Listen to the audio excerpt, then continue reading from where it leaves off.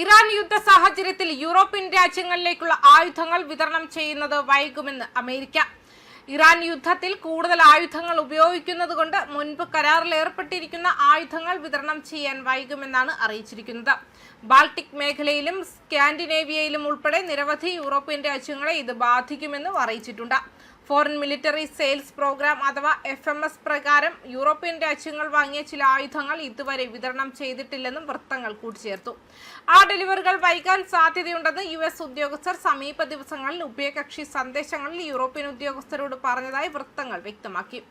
White ഹൗസും state ഡിപ്പാർട്ട്മെന്റും പെന്റഗണിലേക്ക് ചോദ്യങ്ങൾ refer ചെയ്തു. പക്ഷേ അവർ അഭിപ്രായത്തിനുള്ള അഭ്യർത്ഥനയ്ക്ക് മറുപടി നൽകിയിട്ടില്ല.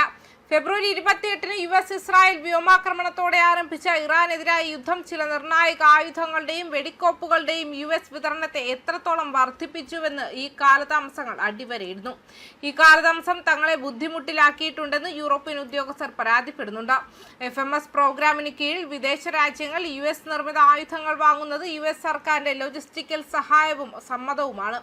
യൂറോപ്പിന്റെ പരമ്പരാഗത പ്രതിരോധത്തിന്റെ ഉത്തരവാദിത്തം US-ൽ നിന്നും മാറ്റി യൂറോപ്യൻ പങ്കാളികളിലേക്ക് മാറ്റാനുള്ള ശ്രമത്തിന്റെ ഭാഗമായി പ്രസിഡന്റ് ഡൊണാൾഡ് ട്രംപിന്റെ കീഴിൽ കൂടുതൽ US നിർമ്മിത വസ്തുക്കൾ വാങ്ങാൻ വാഷിംഗ്ടൺ യൂറോപ്യൻ നാറ്റോ പങ്കാളികളെ പ്രേരിപ്പിച്ചു.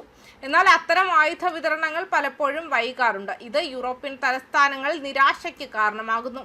കാരണം ചില ഉദ്യോഗസ്ഥർ യൂറോപ്പിൽ നിർമ്മിച്ച ആയുധ സംവിധാനങ്ങൾ കൂടുതലായി പരിശോധിക്കുന്നു.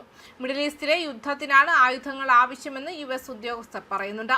ഹോർമുസ് കടലിടുക്ക് തുറക്കാൻ US-നെയും ഇസ്രായേലിനെയും സഹായിക്കാത്തതിന് അവർ യൂറോപ്യൻ രാജ്യങ്ങളെ കുറ്റപ്പെടുത്തുന്നു.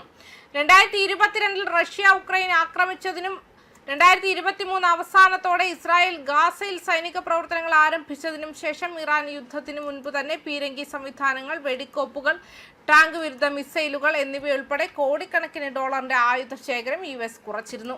ഇറാൻ പ്രചാരണം ആരംഭിച്ചതിനു ശേഷം ടെഹ്റാൻ ഗൾഫ് രാജ്യങ്ങൾക്ക് നേരെ 100 കണക്കിന് ബാലിസ്റ്റിക് മിസൈലുകളും ഡ്രോണുകളും തൊടുത്തിട്ടുണ്ട്.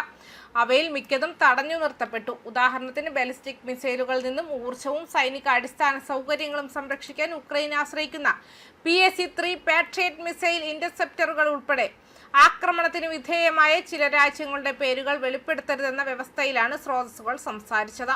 ചില രാജ്യങ്ങൾ റഷ്യയുമായി അതിർത്തി പങ്കിടുന്നതിനാൽ ആയുധ വിതരണത്തിന്റെ വ്യാപ്തം സെൻസിറ്റീവ് പ്രതിരോധ വിവരങ്ങളായി കണക്കാക്കാം. ആക്രമണത്തിനും പ്രതിരോധത്തിനുമായി ഉപയോഗിക്കാൻ കഴിയുന്ന വിവിധതരം വെടിക്കോപ്പുകൾ ഉൾപ്പെടെ വിവിധതരം വെടിക്കോപ്പുകൾ വൈകിയ ആയുധങ്ങളിൽ ഉൾപ്പെടുന്നുവെന്ന് വൃത്തങ്ങൾ വ്യക്തമാക്കിയിട്ടുണ്ട്. ന്യൂസ് ഡെസ്ക് കർമ്മ ന്യൂസ്.